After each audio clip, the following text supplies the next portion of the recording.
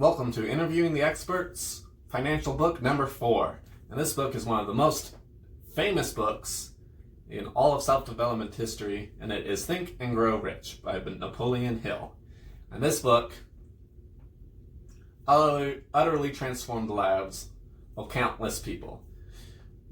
I'll admit it wasn't that impactful for me, because by the time I got to this book, the same principles that this book taught, I'd already heard 1,000 times, because I got to it like 2 or 3 years into hyper-learning development for growing myself financially and all of that stuff.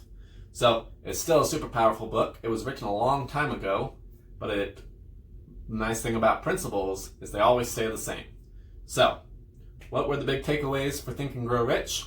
First one, we've already talked about it a little bit, is your mind is the most important thing.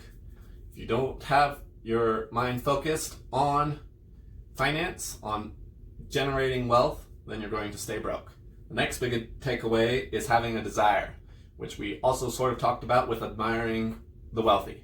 If you don't have a desire to be wealthy, you're going to self-sabotage into staying poor.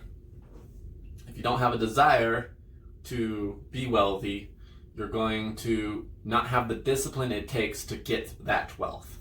You're going to take the easy spending habits and continue those instead of taking the hard saving habits. The next big takeaway is to have goals. How much money do you want? How much?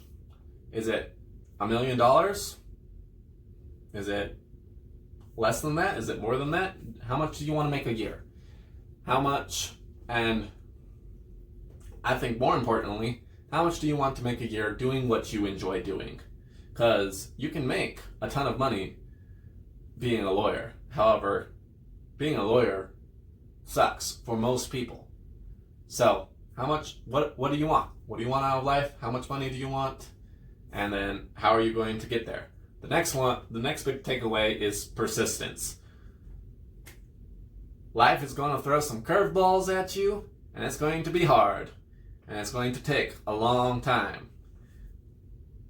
The shortest time frame I have seen for anybody talking about actually becoming wealthy, not get rich quick schemes, the shortest time period I have ever seen somebody talk about is 6 years. They talk about 6 years to get to being wealthy.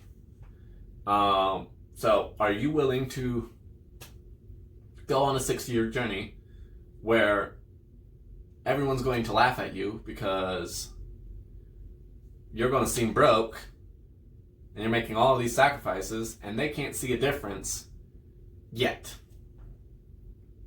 That's where compounding comes into effect. And basically, for those of you who don't know what compounding is when it builds up more and more and more. So you start out with 1 grain of rice, then you get 2 grains of rice.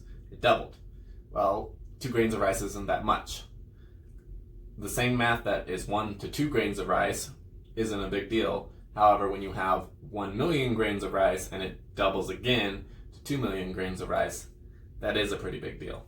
So that's what compounding essentially is.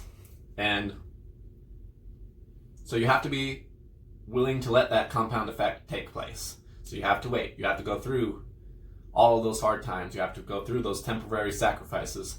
You have to go through the ridicule, the naysayers, and all of that. Don't listen to bull, to get to where you need to get so that way you can be financially set.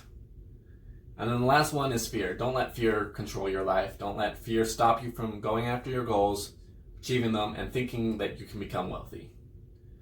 That's pretty much the takeaways for Think and Grow Rich, and I will see you all next week.